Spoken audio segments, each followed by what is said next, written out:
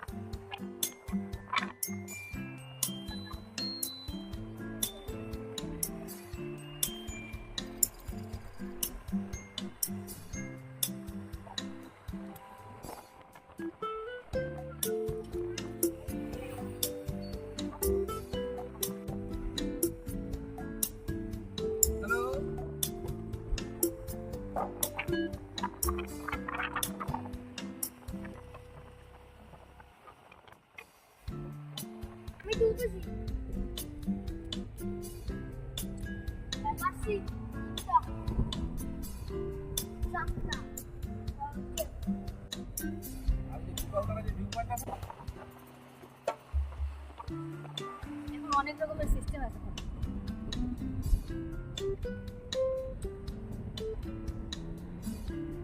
মিরিক অনেকবার যাবো যাবো বলছি, মিরিক আছে কি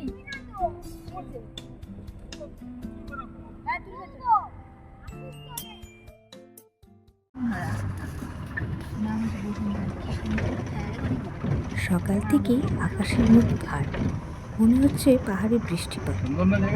যারা পাহাড়ে তো যাতায়াত করে তারা জানেন যে পাহাড়ের বৃষ্টি পাহাড়ে ভয়ানক সুন্দর।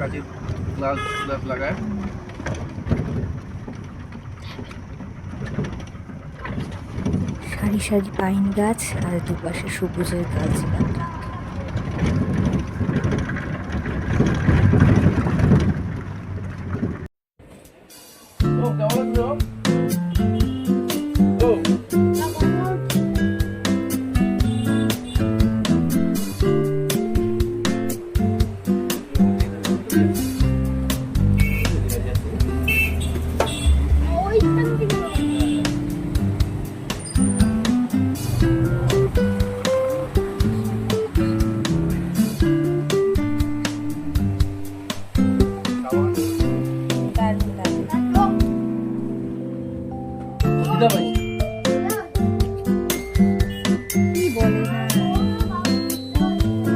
মেঘ বৃষ্টিকে সঙ্গে করে পৌঁছে গেলাম গন্তব্য গোপালধারা চা বাগান।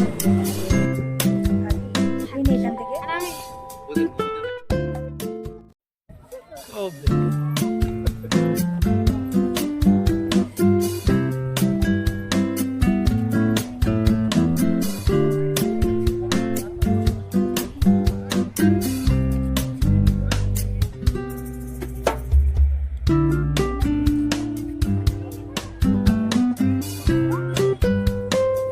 দেখতেই পাচ্ছেন পুরো মেঘে ঠাসা।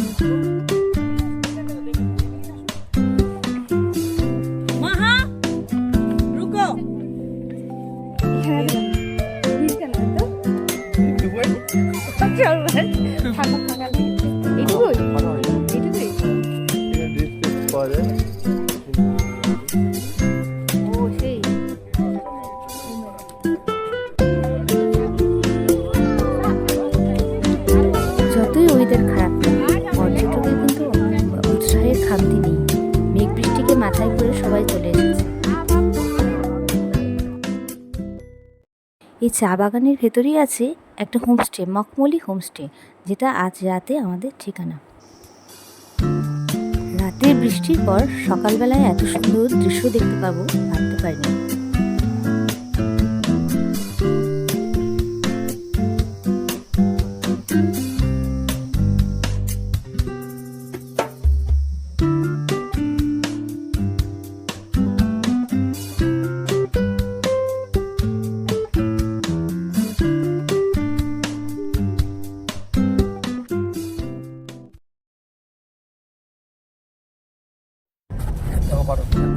আবার বেরিয়ে পড়েছি এবার গন্তব্য জোরপোখরি। দাও আমাকে দাও।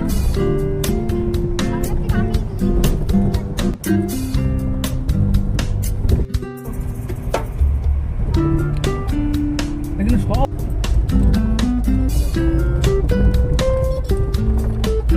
আমি বাবা আমাকে দাও, আমি করতেছি। দাও আমাকে।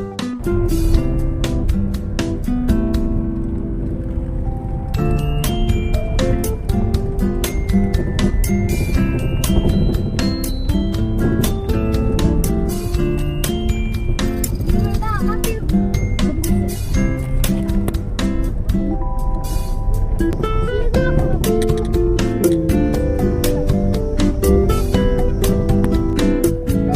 আছে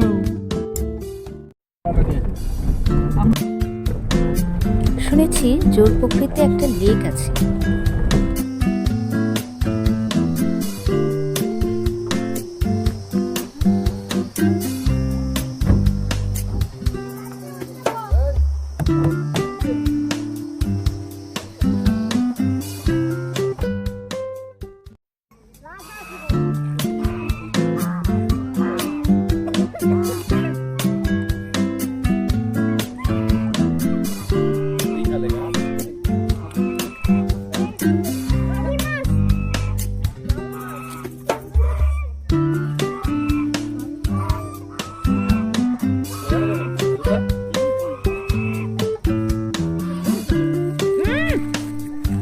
সব সময় না ওর একটাই। কি সুন্দর ভিউটা, তো অপূর্ব না? সত্যি অসাধারণ সুন্দর জোরপোখরি। এবার যাচ্ছি সীমানা ভিউ পয়েন্ট। এখান থেকে নাকি কাঞ্চনজঙ্ঘাকে দেখতে পাওয়া যায় ওয়েদার ভালো থাকলে, কিন্তু আমাদের ভাগ্যে কাঞ্চন দর্শন হয়নি। জুম করতে হবে। আকাশ মেঘে ঢাকা ছিল।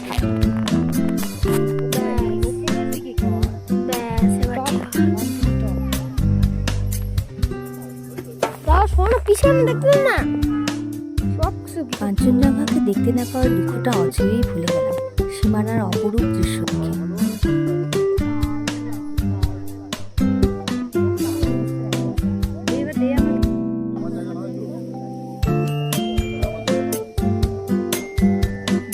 এবার যাবো প্রতিবেশী দেশ নেপালে।